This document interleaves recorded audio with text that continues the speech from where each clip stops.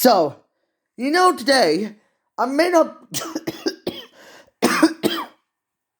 Oh, I coughed for a moment. I may not have time to do my Scooby Doo the Witch's Ghost review, but instead, I might be doing my review on TMNT 2003 because I've been watching it since last autumn, so I'm getting ready to review it right now. This is the one show that I remembered seeing when I've learned something interesting about my turn of the retrospective. That when I grew up with this series, as it first premiered in 2003, I saw it at my hometown in Luton on telly at CITV. Since I never grew up with The Simpsons, but I could remember that it revisits the roots to the Mirage comics that began in 1983. But what I've learned something interesting is that this is by far a very interesting example of how I could see this on TV. But I needed to not waste any damn time and focus around the development of what happened to it. You know what happened to the development of TMNT 2003. It was quite interesting. After Ninja Turtles The Next Mutation came to an end, what I'm really guessing is that the idea of a Turtles reboot began as early as around the spring of 1998, as an early prototype that had some unused cartoon designs. These unused designs were originally meant to be used for what I originally would have seen it, what most people would have seen it on the WB network in this unproduced 1998 Turtles prototype. In the 1998 script, it was very similar to that of the unproduced TMNT Next Mutation movie, although it would inspire TMNT Mutant Mayhem to be more of a streetwise teenage aspect to it. The concept is pretty interesting. You see Leo, Raph, Mikey dying wearing their casual clothes like Mikey was in the Next Mutation concept art.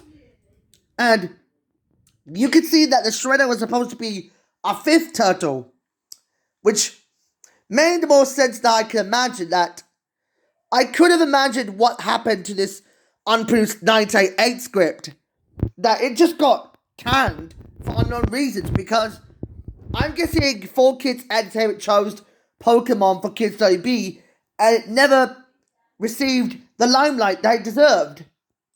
But there was one more attempt to do this, because one more attempt done by Mirage itself is that it was attempted to be on something that it was going to use. I know both of them were going to attempt to use either hand-drawn animation or CGI animation. The CGI animation that I saw that will be used for both the 2007 and 2012 TMNT cartoons look like they came something, looks like, the way I see the animation, looks like it came something out of a Dreamcast video game. But I noticed the unproduced 2001 prototype, it looks very different to the 1998 one that was recycled into what we're ultimately gonna get in next year's Mutant Mayhem. As I know, next year's Mutant Mayhem is based on the unproduced 1998 Turtles movie that we never got. It was supposed to launch an animated series, but I'm guessing that Divide and Conquer, which was the last TMNT episode to use hand-painted cells, was the main reason why I think it stopped using cel shaded. I'm guessing it stopped using traditional animation because it would shift into probably digital ink and paint at the time. As I noticed, the concept art looks very different. We had an unused Baxter Stockman design, originally called Gray Jacobs. They both look very different, and these designs look very realistic to me. It's very reminiscent to that of Jackie Chan Adventures, but I know this never got off the ground.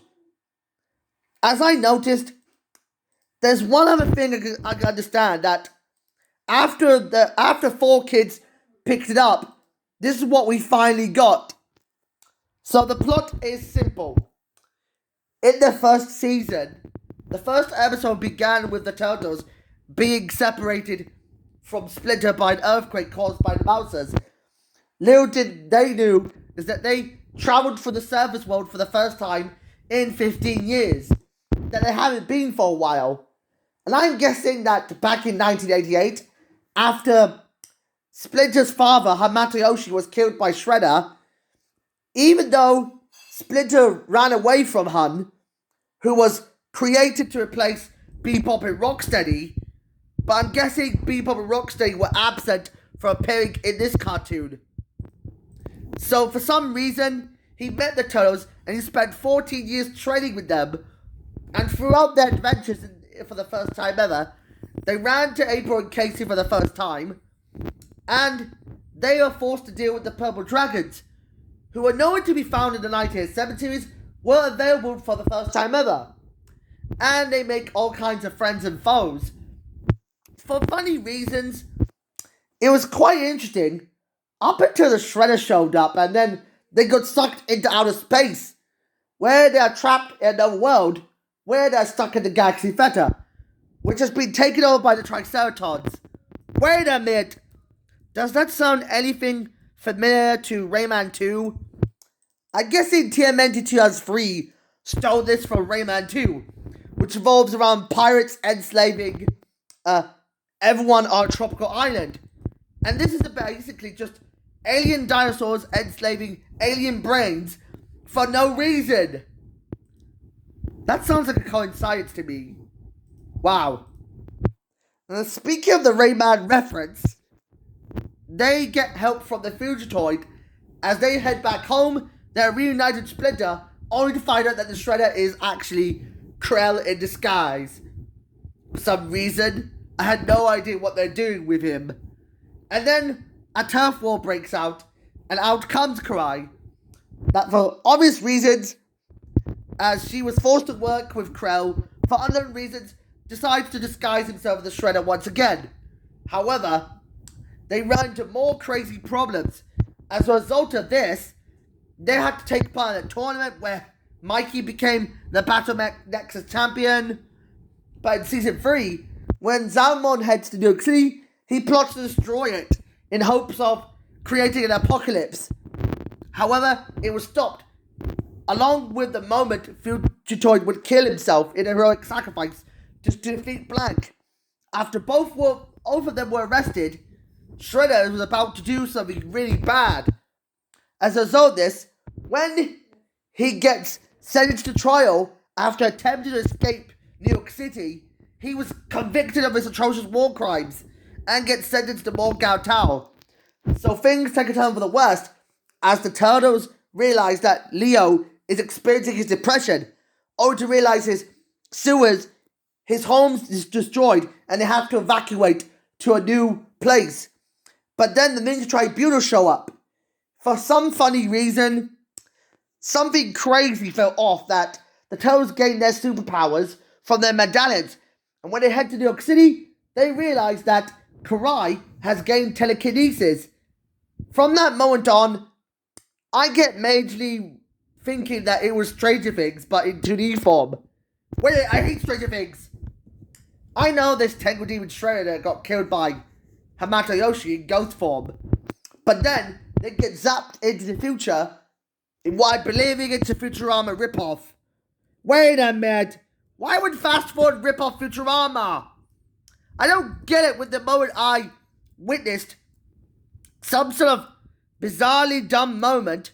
Why would Fast Forward kill the franchise? Why would this rip off Futurama? I do not understand that.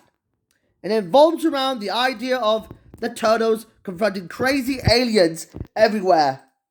But back to the sewers, they're back to the past and they're caught a time skip and they have no idea what they're doing with each other. As I don't know why that they're involved in a wedding because that's alright. But Ever since I reviewed Turtles Forever, it just all came crashing down to me. After I learned that this was the very last TMNT adventure they would ever have, Nickelodeon would give TMNT the reboot hammer. And from this moment where Krell is killed off for real, barely after Cyber Shredder died, it was all over for them to handle it. You know what they always say? It just sucks to understand that I'm never going to see this ever again. I noticed that I read a comic book. I read it on YouTube, and I'm guessing this was a comic dub that I founded. Wait, Shredder Wars? I discovered this comic dub. It looks pretty interesting to where it left off. I know TMNT 3 ended 13 years ago, but the last story was never told, and I'm guessing there might be a reunion special next year for its 20th anniversary. With that out of the way, I might say goodbye to you all now. Bye-bye.